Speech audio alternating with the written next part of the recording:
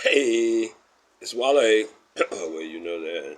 Will you please subscribe, share the video around, hit the like button on your way in, hit it 2 times on your way out, all that kind of stuff. Always like it up, tell your friends.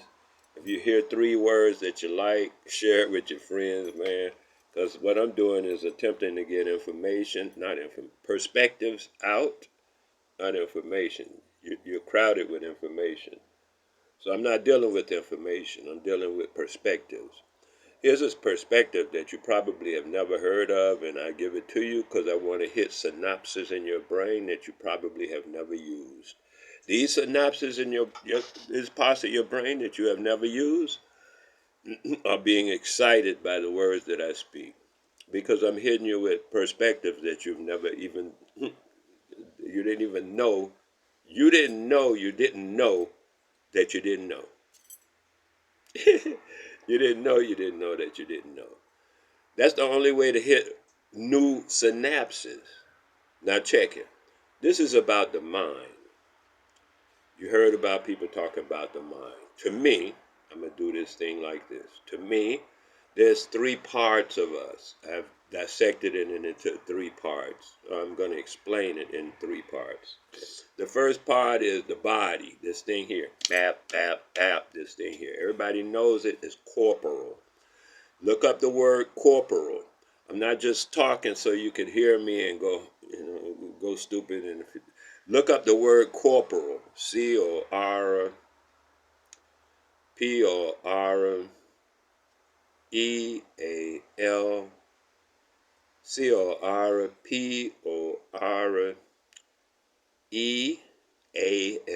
Corporeal. It's part of reality. It's called corporeal.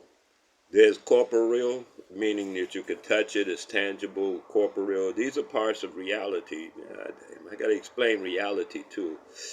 Let me start there before we even get into the body. Man, the body is corporeal.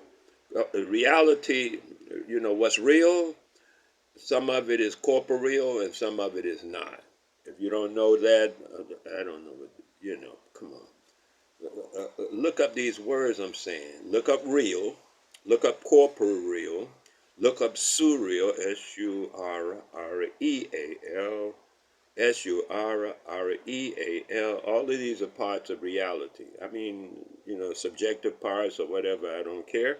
These are how reality, what's real, is sectioned off into parts so it can be understandable and so it can be worked with.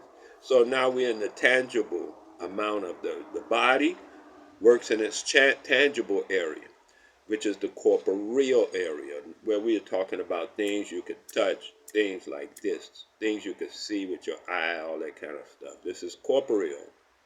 That's the area of corporeal. So in the area of corporeal, we have to have a body to work in the corporeal area. It's like, you can think of it as a space suit because we're in space.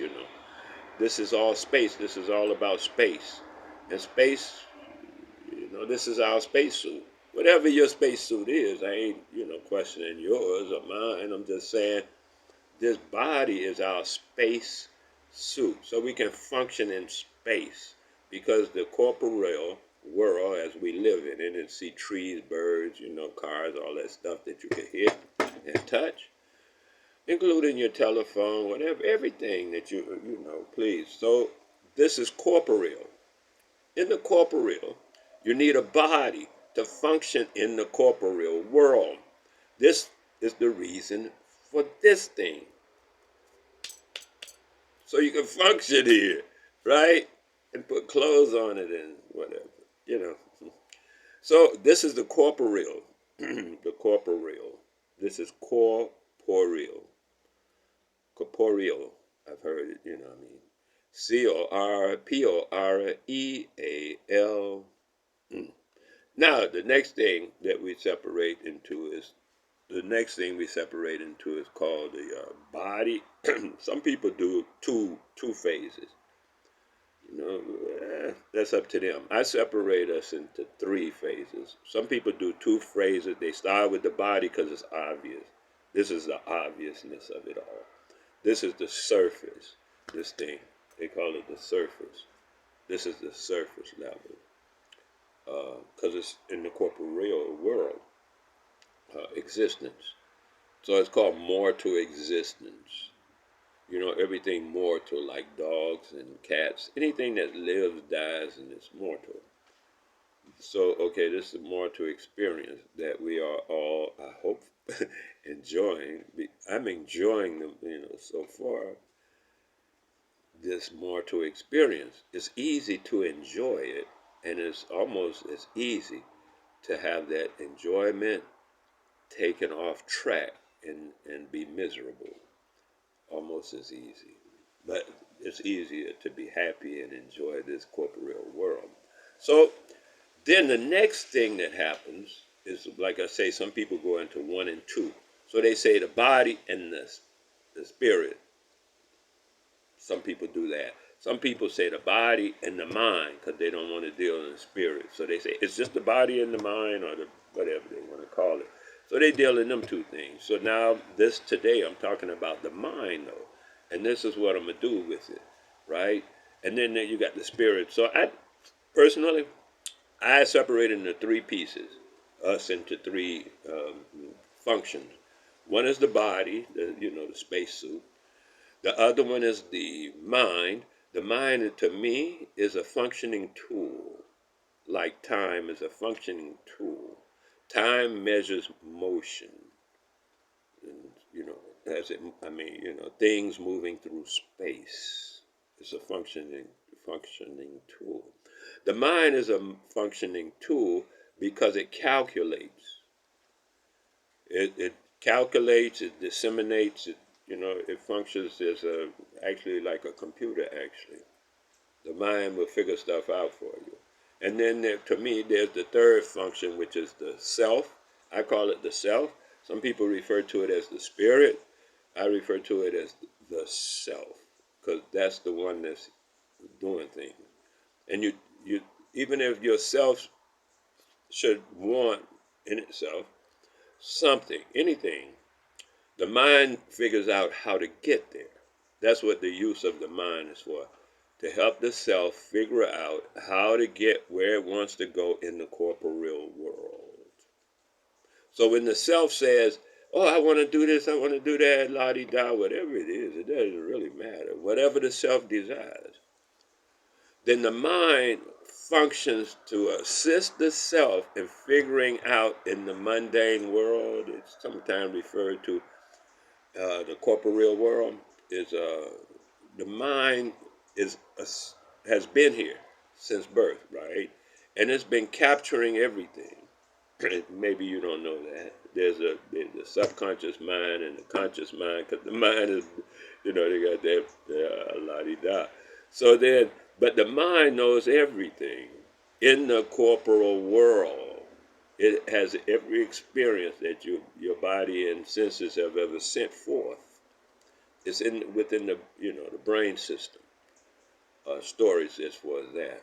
And then the mind runs through there like a librarian through the brain system and figures out everything. Okay, fine. And then there's the self. The self is the one that tells the mind what to do. And then there's the body. And the self is, the self is in control of the mind. Excuse me. The self is initially, upon our birth, in control of the mind and the body. The self tells both what to do because they work for the self. The self is the master, if you want to use master and slave, whatever, concept of computerism. That's how I understood computerism was master and slave. Okay, so then under those concepts. So now the master, the one that's actually thinking, the one that's giving out instructions, is telling the body and the mind what it wants. And then the body and the mind simply secures those things. Like I want this, whatever, drink. Then the mind will say, where's the drink? It'll figure out where the drink is.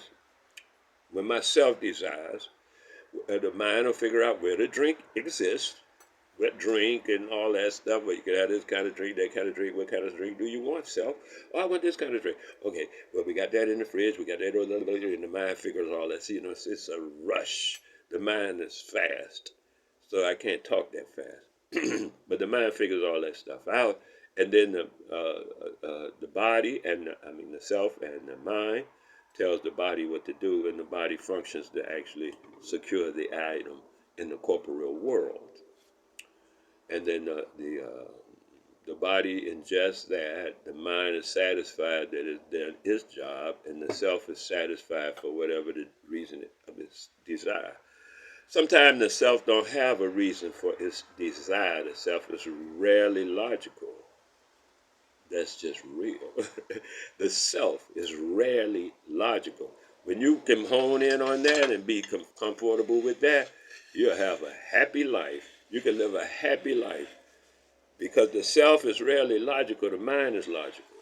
Now this is what happens because this thing is about the mind. This is going to take a minute because we got to set everything up like I did with corporeal, with reality, because we're talking about the corporeal, right? The body is corporeal, and the corporeal of real is corporeal, tangible. All them words that go with corporeal.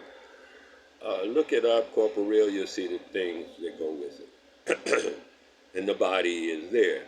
All things form and dissolve. That's just the nature of the corporal world. Whatever is born will die because that's the nature of the corporal world. And then it'll come again like the trees and the seeds and the rest of the stuff that's in nature. Nature is the corporal world. We call it nature. We got names for it, and we act like we don't know what it is, but we know. Some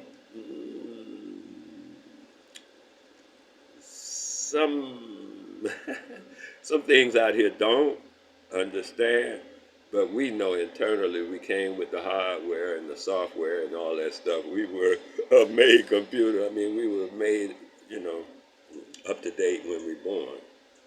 That computer that's born today, a child, whatever, they are up to date.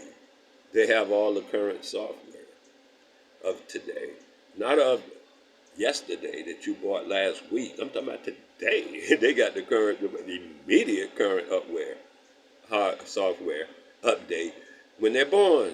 That's how we born into this thing. We're born with the immediate software and the hardware, of course, to function and do what I'm telling you. I'm telling you my perspective. So do what I'm telling you. So, okay, now watch. You got your body over here, your mind over here. I'm gonna just say that for now, and your spirit or self, which I prefer to say self. If you combine, bear with me. I will not be using spirit anymore because that's just not what I do. I call that thing that people are, seem to be calling spirit. I call that the self. The self never dies. The self don't even have to sleep. The body and the mind, they must, they are functioning entities, they must. But the self has no location. This is the big thing I'm saying now, okay. About the mind, too. The self has no location, no physical location. It cannot. It is not physical. Isn't that beautiful? It's like, it's understandable. If you say it's not logical, I don't know, but it's very understandable. The self is not physical, so it has no physical location. Yet they tell you the spirit is in the body. That's why I don't use that spirit thing. I'm just explaining this so I can go on and finish what I'm doing. Okay, so the self is not within the body. You can think of it as a remote control and the body as a drone or something. Really, truthfully.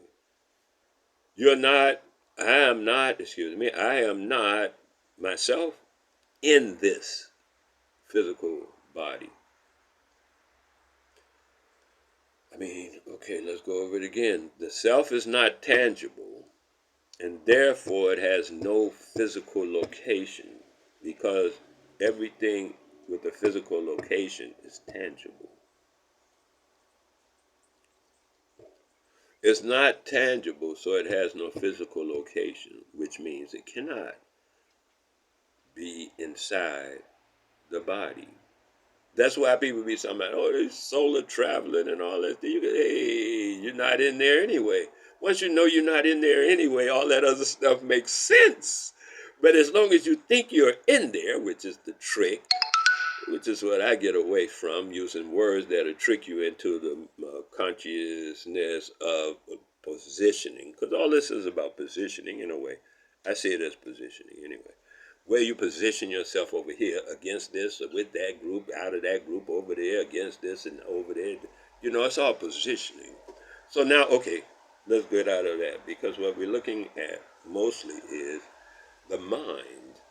I just wanted to set the premise of the body being totally corporal. This body is totally corporal, because when I leave, when I go into other parts of this thing, this body is not part of what I'm talking about anymore. Because I'm going to leave the corporal world in order to go to the area of the mind and the self, which are not necessarily corporal. They don't exist really in the corporal world, but they are separate and different, because the mind works for the self. This is where we get into mental slavery, and I'll explain that too. Because mental